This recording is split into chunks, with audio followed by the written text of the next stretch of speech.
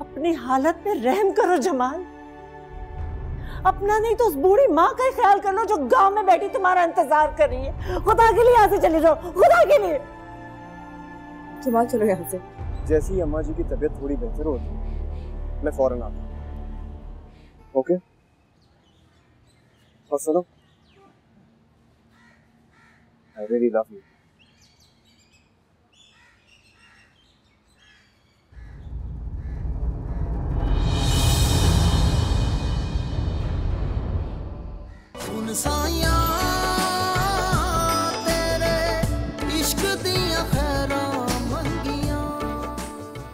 I'm sorry. मेरी वजह से तुम्हारे साथ बहुत बुरा। तो तुम्हारे साथ भी तो बहुत बुरा हुआ है। लेकिन फिर भी तुम बिला वजह मारी। लड़की होके कमिटेड रही। मैंने मर्द होके भी अपनी कमिटमेंट तोड़ दी।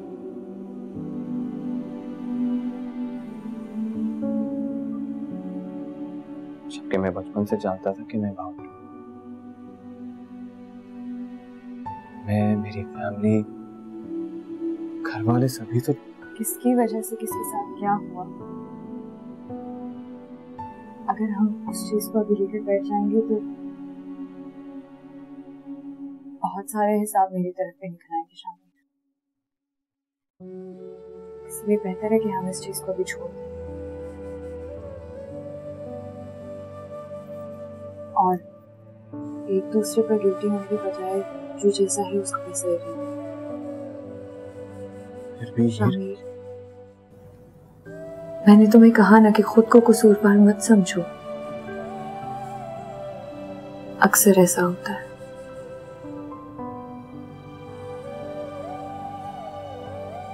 सूखी लकड़ियों के साथ साथ गीली लकड़ियां भी जल जाती हैं, लेकिन आग तो किसी और की लगाई हुई होती है ना।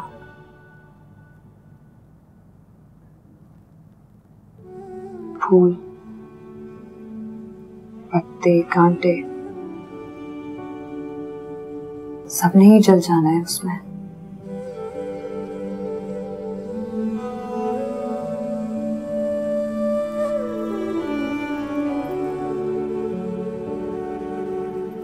So, now we're friends.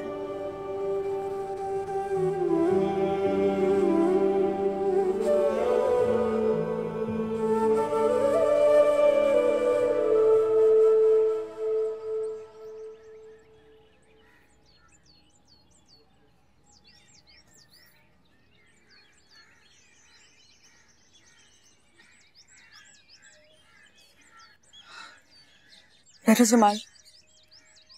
मैंने तुम्हें यहाँ लाने के लिए तो नहीं कहा था। तुम बैठो तो सही, मुझे तुमसे कुछ बातें करनी।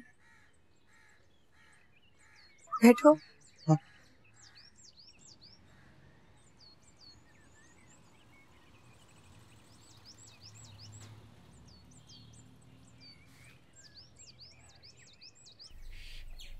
बोलो।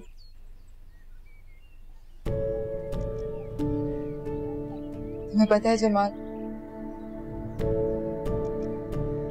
कुछ साल पहले बिल्कुल तुम्हारे जैसा ही एक शख्स यही इसी बेंच पर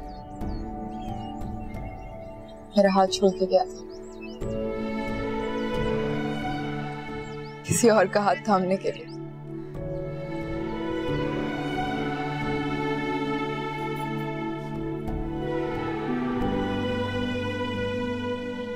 तुम्हारी कहानी तो बहुत खूबसूरत है ना, जिसमें किसी ने किसी का दिल नहीं तोड़ा, किसी का हाथ पकड़ के नहीं छोड़ा, किसी को बीच रास्ते में छोड़ के अपने लिए एक नया रास्ता नहीं चुना। जो कुछ भी किया हालात ने किया। रिजेक्शन की तकलीफ बहुत बुरी होती है जमाल, शुक्र है तुमने वो तकलीफ अभी नहीं देखी। पुलिस की मार और एक्सीडेंट की चोटों से कहीं ज्यादा गहरी और दर्दनाक, ऐसी जानलेवा कि ना तो जीने देती है और ना ही मरने।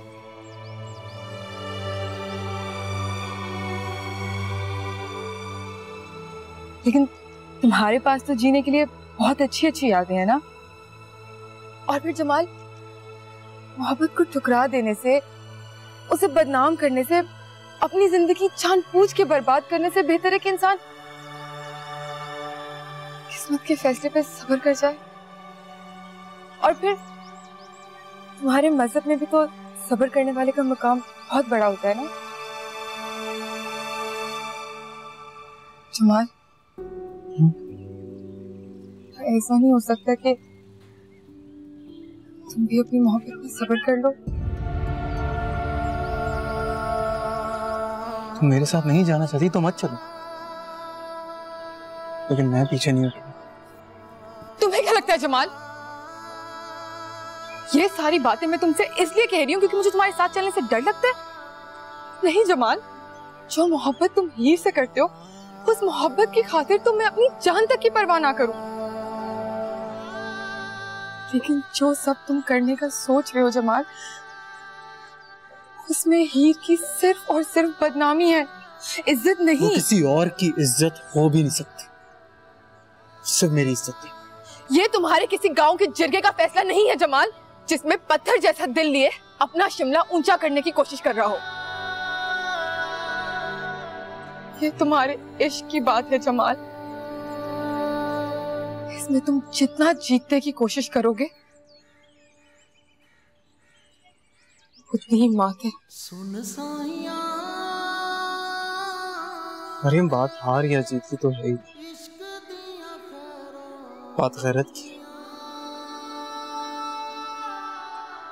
और मेरी गैरत मुझे ये गवारा नहीं करती कि मेरे निकाह में बनती हुई औरत किसी और के घर में। मत करो ऐसी बातें जमाल, प्लीज मत करो।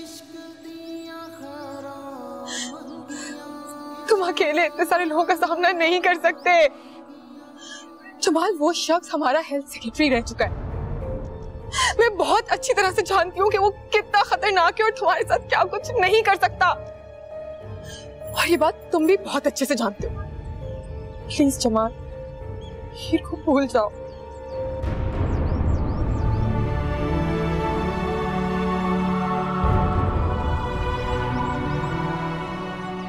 जमाल, जमाल मेरी बात तो सुनो।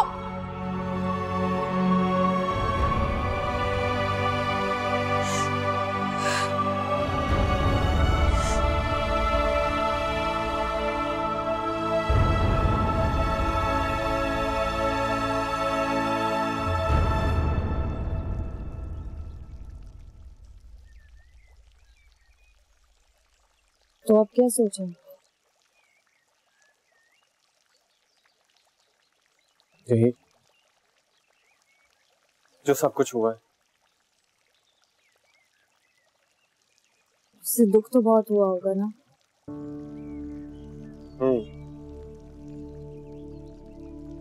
लेकिन जब उसे तुम्हारे और अपने रिश्ते के बारे में सच बता दूंगा तो हो सकता है वो समझ जाए। आई होप ऐसा ही हो। मैं तो मना लूंगा उसे, कुछ वक्त लगेगा, लेकिन मुझे मालूम है कि वो मान जाएगी।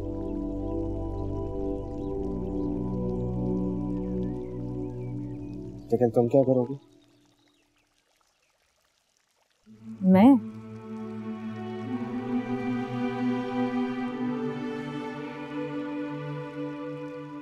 मैं ऐसे ही रहूंगी। अम्मा जी, अम्मी, राबिया भाभी, कैसर भाई और गुलाम रसूल के साथ।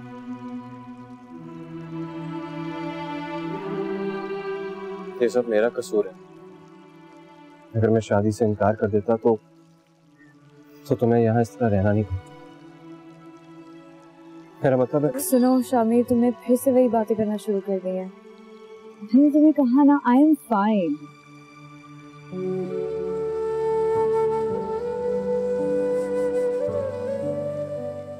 तुम बहुत डिफरेंट होगी और बहुत अच्छी भी।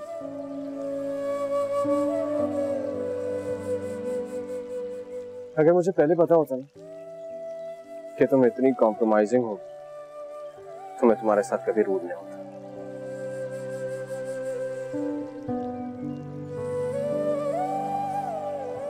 I am sorry. या तो तुम मुझे अब सॉरी बोलो या फिर दोस्त। लेकिन फिर मुझे एक बार माफी मांगने की इजाजत दे दो, क्योंकि यहाँ जो कुछ भी हो रहा है उसका जिम्मेदार सिर्फ मैं हूं। सारा कसूर मेरा। नहीं शामिर, तुम्हारा कोई कसूर नहीं है। हालात कुछ ऐसे थे जिसने तुम्हें मजबूर कर दिया सब कुछ करने पर। फिर भी you deserve love and care.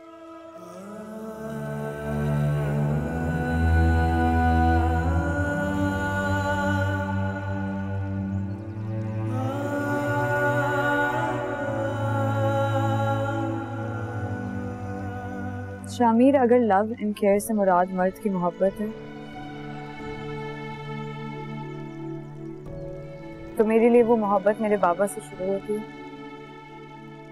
और उन्हीं पर खत्म होती है।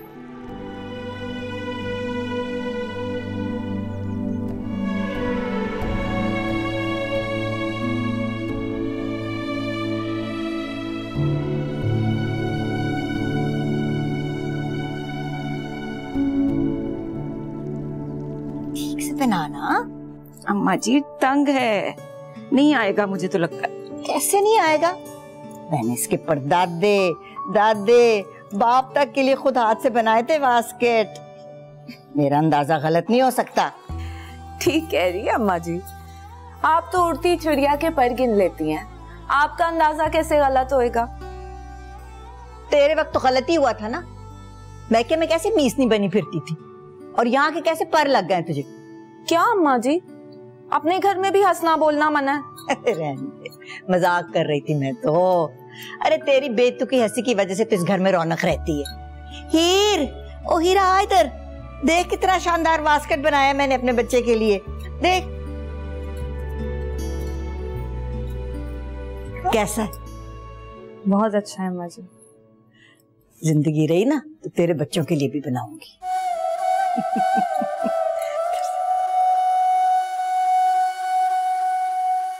हीर बेटा, कहाँ जा रही हो? बैठो हमारे साथ। अम्मी, मुझे कैसर भाई से कुछ बात करनी है। कैसर से? जी, आप लोग बैठे, मैं आती हूँ थोड़ी देर।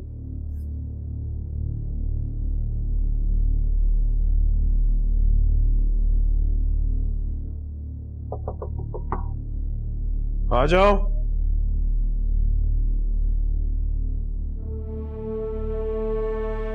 कैसर भाई,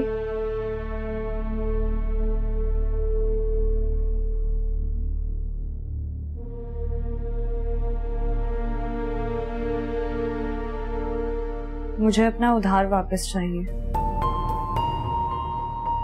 उधार? जी, वो शादी की रस्म के मुताबिक मेरी कोई भी ख्वाहिश पूरी करने का वादा किया था आपने, याद है ना आपको?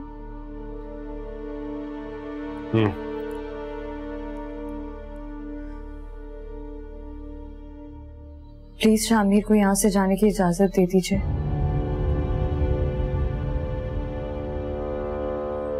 ताकि तुम उसकी गैर मौजूदगी का फायदा उठाकर अपने मैके जा सको। है? मैंने ऐसा तो नहीं कहा। फिर क्यों भेजना चाहती हो उसे? यहाँ पर रहकर उनकी पढ़ाई का हर्ज हो रहा है, जिसकी वजह से वो बहुत अपसेट हो गए हैं। उसे सेट करना तुम्हारा काम है। अम्मा जी और मैंने फैसला कर लिया, उसे सिर्फ इम्तिहानों के दिनों में इजाजत मिलेगी जाने की। अगर सिर्फ मेरी वजह से आप उन्हें यहाँ बांध कर रखना चाहते हैं तो ये ज्यादती है। उनके करियर के बारे में तो कुछ सोचें, उसका क्या होगा? कैरियर के बारे में वो लोग सोचते हैं जिन्होंने नौकरी करनी हो डिग्री के बाद। शामिर के लिए एक बना बनाया बिजनेस है।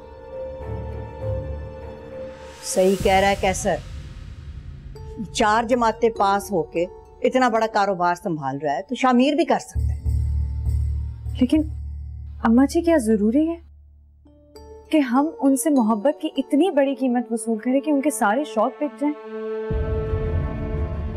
हमारे लिए सबसे कीमती चीज है इस घर की इज्जत। शामिर को उसका एहसास होना चाहिए। उसी एहसास की वजह से न जाने उन्होंने अपना कितना नुकसान कर दिया।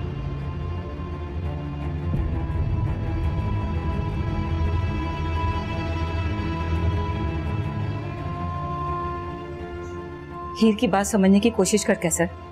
जब शामिर हमारे लिए, हम सबकी खुशियों के लिए अपने आप को इतना गिरा सकता है तो क्या जरूरत है कि हम उसे जमीन से ही लगा दें? और जब उसके जाने पर हीर को कोई एतराज नहीं तो हम कौन होते हैं एतराज करने वाले? ठीक है, ये वो हनीमून से तो होकर आ जाओ तुम लोग। देखो, कुछ दिन तुम लोगों का साथ रहना जरूरी है बेटा। इस तरह मियाँ बीवी के आपस का ताल्लुक जो है ना मजबूत होता है। अम्मा जी, इस वक्त सबसे ज्यादा जरूरी शामिर की पढ़ाई है, और वैसे भी हमारा ताल्लुक अब इतना मजबूत हो चुका है कि हमें कहीं बाहर जाने की जरूरत नहीं है। फिर भी शादी के फौरन बाद मियाँ बीवी के दरमियान इतना फासला अच्छा नहीं है। अम्मा जी, शामिर को जाने की इजाजत दे दो।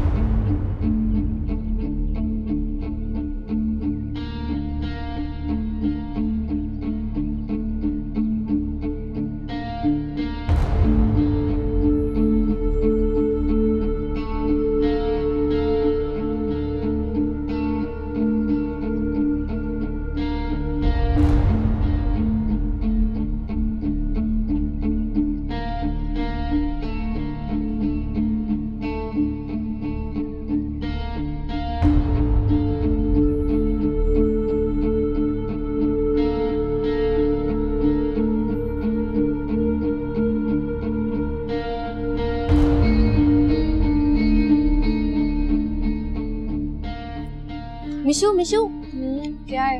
कीड़ा कहाँ? यहाँ नहीं, वहां सामने देख।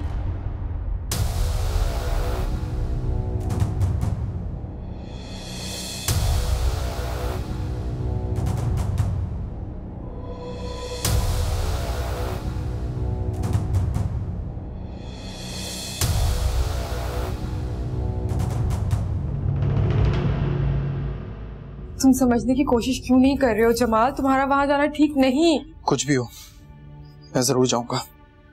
जमाल, क्या तुम्हें अपनी जान तक की परवाह नहीं? नहीं है परवाह, मुझे सिर्फ हीर की परवाह है, उसके अलावा मुझे किसी की परवाह नहीं है।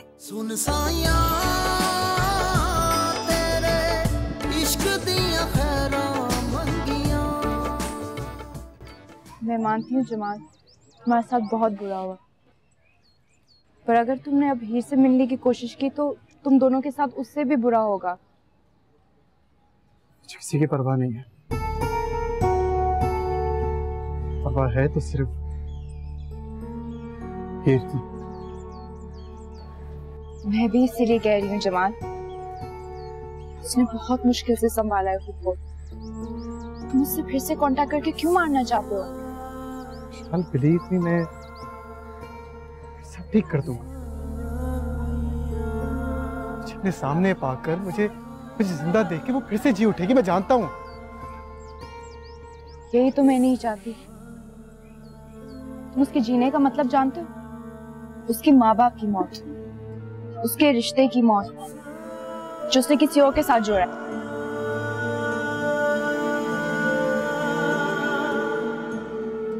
यही सब कुछ तो मैं मुझसे जमाल को समझाने की कोशिश कर रही हूँ। क्यों नहीं समझ रहे हो? वो मेरे निकाह में है, बीवी है वो मेरी।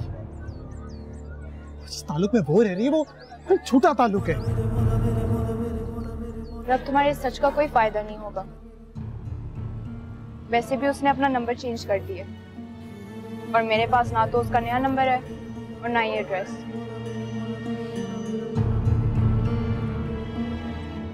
प्लीज उसे गलतफहमी में ही सही जिंदा रहने दो और हो सके तो मुझसे आज के बाद मिलने की कोशिश मत करना। निशात,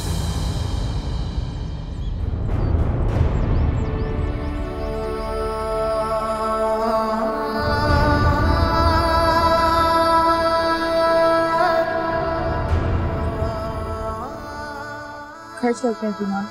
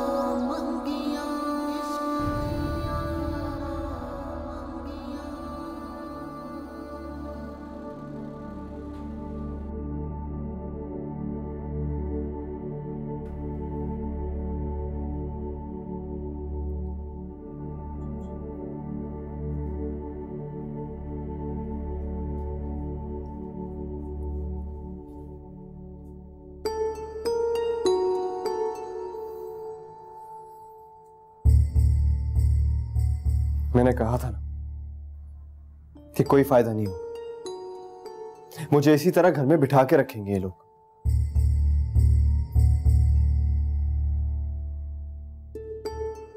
चलो अपना सामान पैक करें, हम लोग अपने हनीमून के लिए जा रहे हैं। मेरे पास एक प्लान है। देखो, हम लोग अपने हनीमून के लिए एयरपोर्ट जाएंगे और एयरपोर्ट पहुंचते ही तुम चाइना के लिए भाग जाना। मजाक कर रही हो? नहीं शामिर, मैं मजाक नहीं कर रही। मगर अगर मगर कुछ भी नहीं, तुम लड़के हो, घर से भाग सकते हो। क्या हो गया हीर? पागल वागल हो गई हो क्या?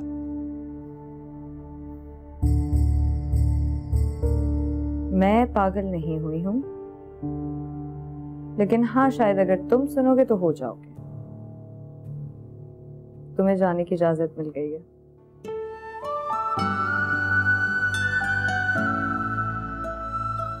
क्या? लेकिन कैसे? देख लो।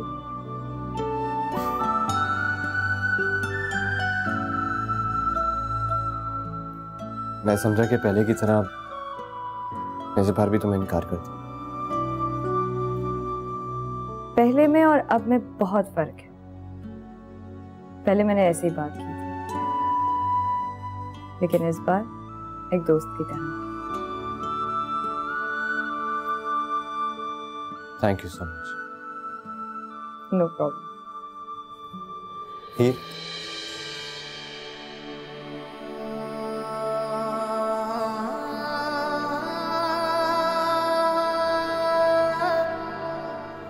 तुम एक बहुत अच्छी दोस्त हो। अगर मुझे पहले पता होता ना कि तुम इतनी अच्छी हो तो मैं तुम्हारे साथ कभी रूड नहीं होता। लेकिन मैं भी क्या करता, मेरे पास और कोई रास्ता नहीं था तुमसे दूर रहने का।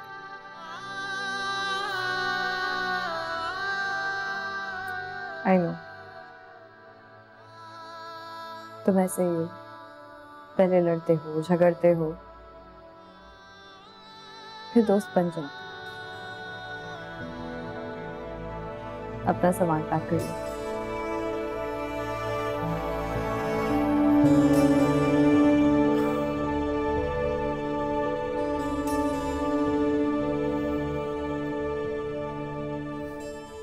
तो अब आगे क्या सोचा है, क्या करोगे इसका?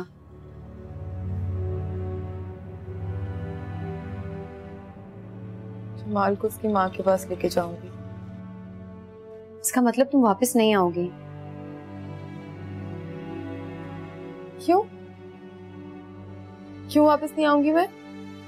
जाहिर है इसे इस हालत में तुम इतने बड़े शहर में छोड़ नहीं रही हो। वहाँ गांव में तो तुम्हारे पास रुकने का बहुत स्ट्रॉन्ग रीजन होगा। मैंने अभी इस बारे में नहीं सोचा। तो सोच लो, अब इसके पास कोई और ऑप्शन ही नहीं है। तुमने भी उसके दिल में इतनी जगह तो बना ली है कि कोर्ट मैरिज करने के लिए राजी हो जाएगा। तुम पागल हो बिल्कुल। किसी के दिल में जगह बनाने और किसी की मोहब्बत बनने में बहुत फर्क होता है।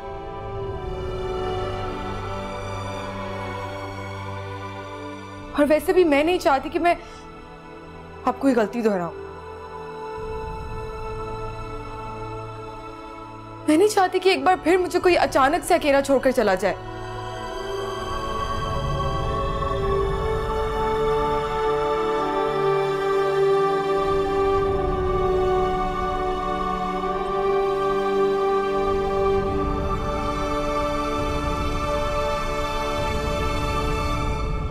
मेरा ख्याल है हमें तुम्हारे गांव के लिए आज ही रवाना हो जाना चाहिए।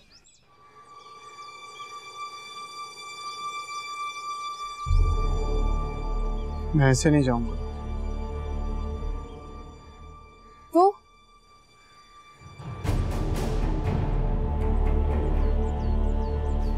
दीदी को साथ लेके जाऊंगा।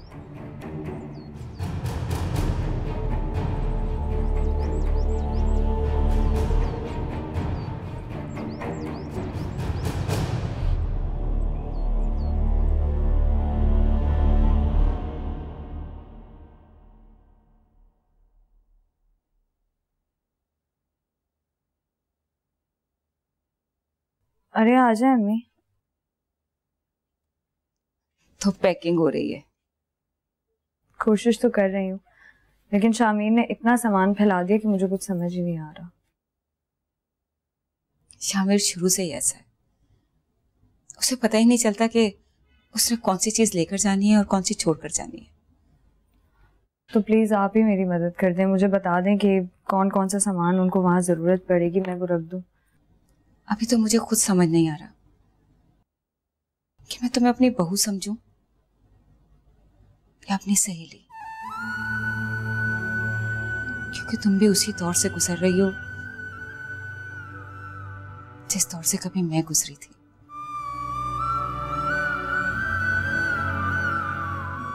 फर्क है अम्मी।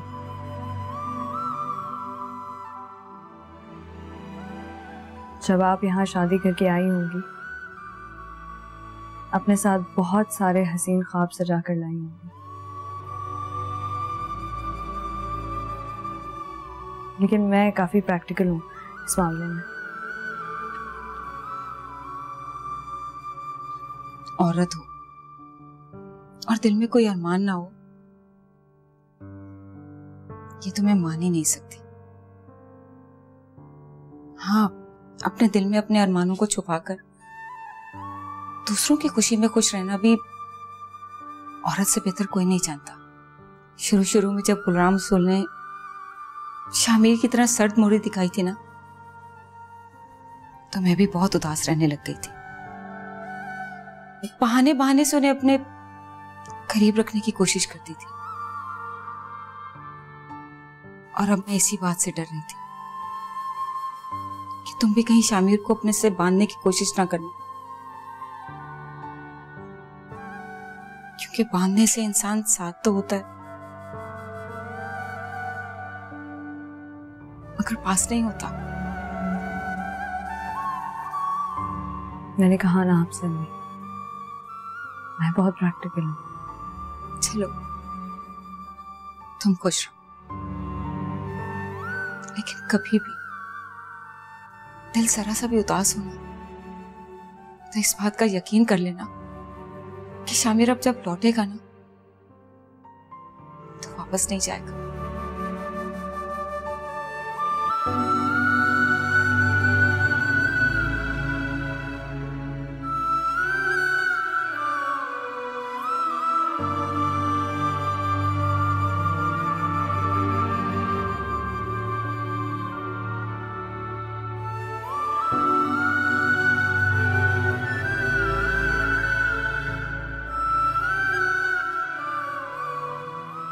कुछ दिन और रुक जाती, बूढ़ी आंखें तुम्हें हंसता खेलता देख लेती तो खुश हो जाती हैं।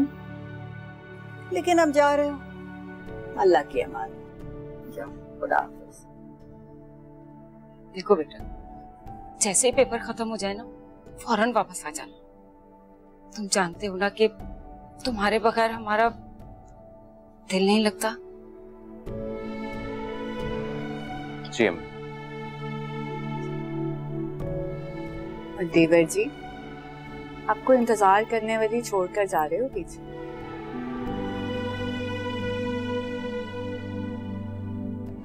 अच्छी बात। शामिर, देर हो रही है, चलो।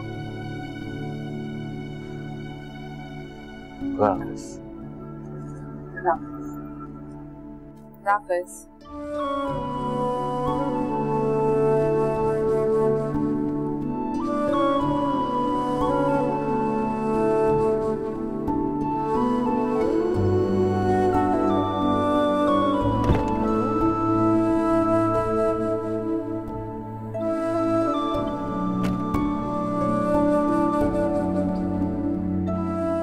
अच्छा, चलता।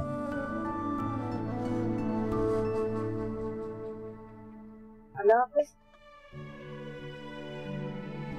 खुदा हाफिज।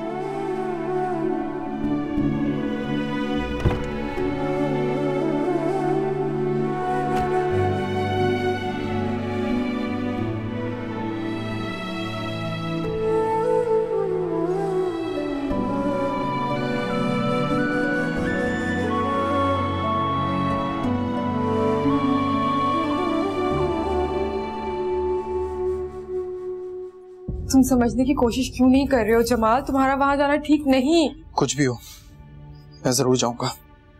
जमाल, क्या तुम्हें अपनी जान तक की परवाह नहीं? नहीं है परवाह, मुझे सिर्फ हीर की परवाह है, उसके अलावा मुझे किसी की परवाह नहीं है। मगर मुझे तुम्हारी परवाह है जमाल। क्यों? तुम होती कौन हो मेरी परवाह करने वाली? और तुम होती कौन हो मुझे रोकने वाली?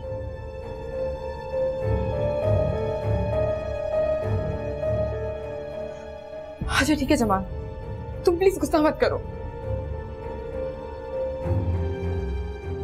मैं कोई नहीं होती, लेकिन तुम प्लीज ये दवाई खा लो। नहीं खानी कोई दवाई, नहीं मुझे कोई तुम्हारी बात सुननी है बस। कैसे बात कर रहे हो उससे? एहसान फरामोश। अरे लोग तो जान बचाने वाले को खुदा समझने लगते हैं, और तुम पूछ रहे हो ये होती कौन है? प्लीज अभी चुप कर जाओ। क्यों चुप कर जाऊं मैं? इसी ने तुम्हारी जान बचाई है। अगर ये दिन रात एक करके अपनी जिंदगी की जमा पूंजी खर्च करके तुम्हारा इलाज नहीं करती तो तुम आज एक लावारिस लाश की तरह किसी मुर्दा खाने में सड़ रहे होते। और तो और, जब से इसे ये पता चला है तुम अपनी माँ का वाहिद सहारा हो, ये तो उसे भी संभाल रही है। तुम्हें बताए बगैर पैसे भेजती है ये उसे।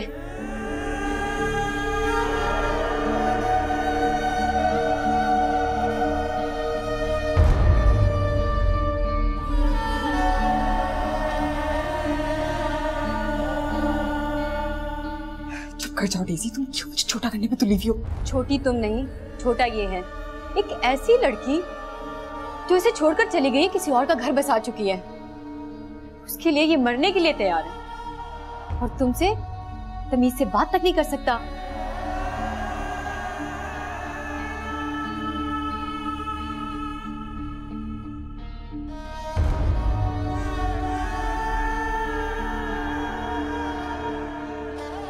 सॉरी।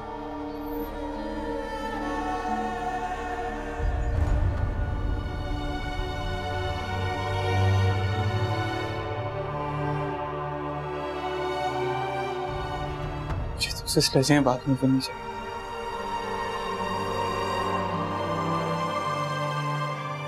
मुझे नहीं समझ आता क्या हो गया मुझे। कब झुंझलाता हूँ, कब गुस्सा आता है, नहीं समझ आता। नहीं जमाल, तुम्हें सॉरी बोलने की कोई जरूरत नहीं। तुम प्लीज बस इतना समझने की कोशिश करो कि मैं तुम्हें सिर्फ तुम्हारी खातिर रोकने की कोशिश कर रही हूँ।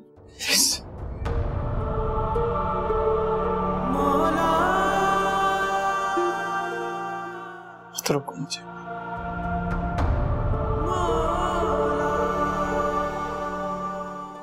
फिर बहुत मजबूर है।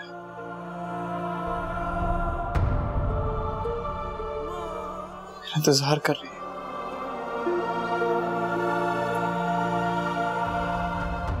जाने दो मुझे प्लीज।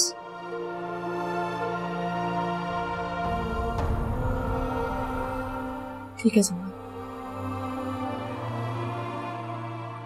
अगर तुम जाना ही चाहते हो तो अकेले नहीं, मैं भी तुम्हारे साथ जाऊंगी।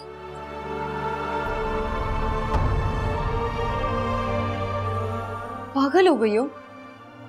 इसे तो शायद मरने का शौक है। तो क्यों मुफ्त में अपनी जान गंवाना चाहती हो?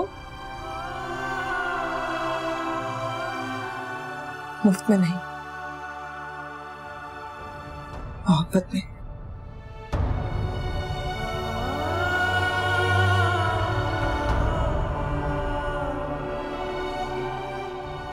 मेरी मोहब्बत मुझे इस बात की इजाजत नहीं देती कि मैं जमाल को बीच रास्ते में छोड़ दूं।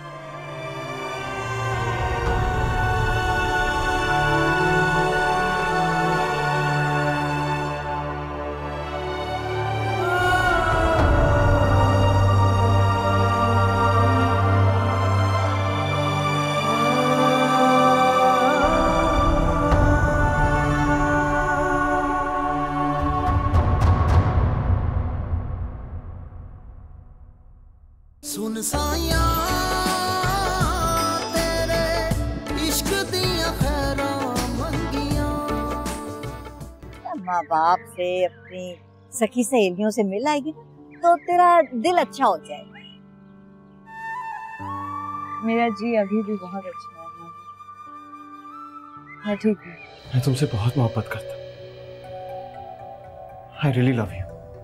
तो फिर मुझे अपनी फैमिली से मिलवाने में प्रॉब्लम क्या है? क्यों नहीं लेकर जा रहे मुझे अपने घर? क्योंकि वहां सिर्फ मेरी फैमिली नहीं है,